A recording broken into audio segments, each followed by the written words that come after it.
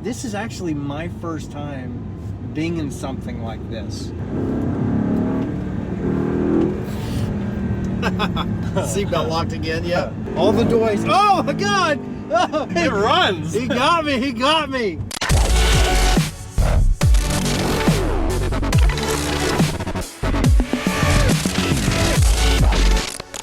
It did go down. Did you put it in a different drive mode or anything? Went to auto for a while.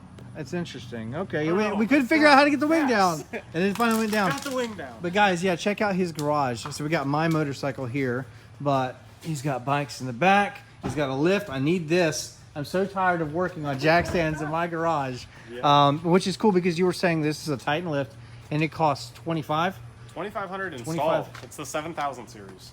Okay, so yeah, we need to talk so I can get some details about this. But yeah, this is pretty cool, pretty sweet because I do everything on jack stands, and it doesn't take up all of this space. So very, very cool. Earlier there was a Corvette here. Earlier there was a Ram. And now we have the Audi R8. This again was owned by the Stradman on YouTube, 1.7 million subscribers. So he is somebody. He has made it successfully on YouTube, which we are all striving to do. But this is a beautiful car. Now you have an exotic. So you got some muscle in the garage. 25. Yeah, you got some muscle in the garage. You have. We're gonna be dailying it. This is gonna be the daily driver? This is the daily driver. Oh, I didn't even know that. I thought it was just like a toy. No, this is the daily driver. What? That's what we're doing. Yep. Oh my gosh, there you go. I'm a little bit jealous. Well, you know, when you spend a good chunk of your money, sometimes you can't afford the extra vehicle. You just live in the car. Yeah, that's all you what gotta we'll do. Yeah, if I ever get kicked out, I'll just live in it. Yep. So instead of like James lived in his Audi TT, I'll live in my Audi R8. Well, you know, interesting, it does have a shelf behind the seat. Since we're talking about living in things. So I'm gonna show you guys the interior there. And then Kelly has the Kia. Yep, Kia Stinger. So you lift up, pull this. You have a shelf back here you can put things on. You can eat back there. You can put clothes back. I'm just kidding. I'm totally kidding. Maybe I can like install a sink. I mean. Yeah, stove. Yeah, we'll make a whole new build. Oh man, the carbon fiber. It's a beautiful car. It there on purpose. So he signed under the door. Oh, yep, found it. You found it? Yep. Oh, there it is. Yep. All right, guys. He's paying a little respect to the original owner, the Strad, right there. All right, moment of truth. I think it's stuck on there pretty good. If I jack it up, I'm gonna ask him to send me another. Yeah. There it is. It's branded. Boom.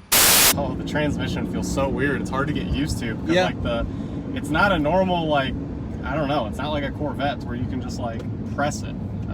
Just thinking that this was his car and everything, but the transmission's so weird. It is. Yeah, it's got a little likes bit to- yeah. Now, do you have to paddle shift? You can put it in auto, Okay. but I'm taking the words of advice that the automatic in this is just absolutely trash. Okay. From James, so I'm gonna try both and I guess let you know. But so far, it definitely the transmission's a lot more laggy. Like one thing I don't know is does it downshift on its own? It does. It does. I just found out. Yeah. I love the instrument panel there, guys. Is everything in here is it's exotic, but it's very luxury. I think it's like you said for 2009. Like I mean, yeah, this is still very modern. Still very modern. Yep. I think the biggest complaint on a 2009 for me is it has an actual freaking key. It has a key. Like, how does it not have a push button? Well, you know what's cool too is like when you're outside, like I was walking around earlier, and it looks so small because it is a small vehicle. Weighs like 3,600 pounds, but in here it's not. I don't feel cramped. I don't know how you feel over there, but over here as a passenger, I'm pretty happy. There's a lot of headroom. There is a lot of headroom. Yeah, I could put a helmet on and race this thing. Yeah. You could do the same thing. Yeah, it's it's very nice. Very, very nice. Yeah, like I've never driven anything close to this. So to put it into perspective for you guys, the probably closest thing I've driven is a BMW i8, which is like way more modern. Yeah. And obviously way more different because it's a hybrid. Yeah. But I mean, price tag on it was still 140-ish. So. But that's about what this would have cost when it was new. Yep. It was in that $140,000, $150,000 price range. So pretty neat that you just give it a couple of years and then you find one of these because you spent about 55 in that ballpark. Yep. So and it's got 40, almost 49,000 miles in the car. My 2019 Mustang has almost 20, Oh man. and it's not even a year old. So Wow. to put that into perspective there, but you know, oh look at that. Yes. Got a little It punch does. to Oh, it. it does. Yeah. I wasn't even anywhere close where I needed to be. No, I totally ruined what you were doing. But No, I'm, that's I'm perfect. a child. I couldn't help myself. I love it. I would do the same thing. There is an actual cigarette. A cigarette That's tray crazy. inside of the. Wow. With crazy. you don't get this anymore. Check this out. Look at this, guys. Look at that. That is. You cannot get these anymore. Man, that's cool. That motor behind us too. Like you can hear it. That's crazy. Wait till there's an exhaust, man. oh my god, yeah. It's a mid-engine car. It's really, really neat. This is actually my first time being in something like this. You know, and yeah, you can hear it. All the noise. Oh my god! There we go. It runs. He got me. He got me. There we go. That's so awesome. The seatbelt's locking up on me right there. Yeah, all the noise is right there, because the engine's right behind us. It's really, really neat. The weird thing, and like I guess it's a quirk, is like just how jerky the transmission is in this car. Like, and that in particular, like whenever we hit it, right? Yes. I mean, it was picking up traction, so it came up with the traction control light, and it limited us. Yeah. And then once it got traction, it took off, and that's why you were like, oh, you know, like Yeah, holy then it's crap, like, like, oh, it's okay, going. we're going now. Yeah. So now it's an auto. Yeah. So we'll see, because James always said that like the happy place of the car is literally getting on it. Okay. Like for even the manual mode, that is like its happy place. Weird. I'm used to touching the paddles already. We're I got to really low to the ground too. It's not a big vehicle. It's pretty small. That's so. The first time I ever saw an Audi R8 in person, Yeah. I couldn't believe how like small it was. Like it's pretty darn close, almost to the size of like a Volkswagen slipbuck. It's like a big go-kart. Yeah. It's And then, definitely well, you different. coming out right out of that C7 Corvette, you probably used to be in, you know. It is. It feels almost the same, but I think the biggest difference in this car is just the way the windshield is sloped, because this car is very rounded. Right. Like the windshield's completely round, as to where the C7's not like that. It's Yeah. very. You can't see flat, any I of the guess. hood either. You know, the Corvette, you have the humps there, and then this is just, it's round, and then you can't see any of it, and it's very neat.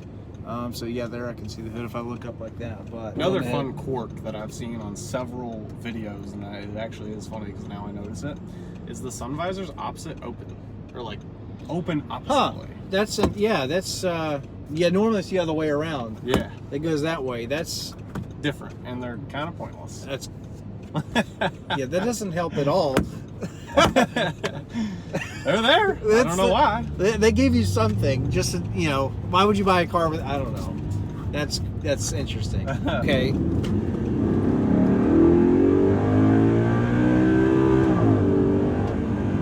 I see. Yeah, there's a. It's not a in the gear. Yeah, it like takes a second. Yeah, that's different. Still very fast, and it felt like it's not all-wheel drive, is it? Yep. That's All-wheel drive. Yeah, I could feel it. I apologize. I don't know everything in the world about every single car, but yes, when he took that moderate turn right there, I could just feel that it just gripped.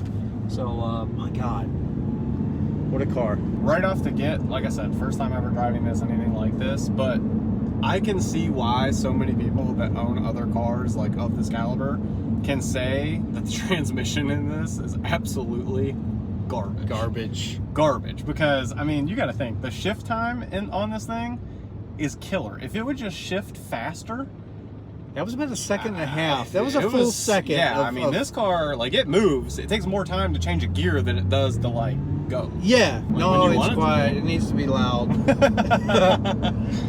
I feel. I turned the camera on, guys, and so just for like candid like conversation to be in the first video. This has turned into a whole second video.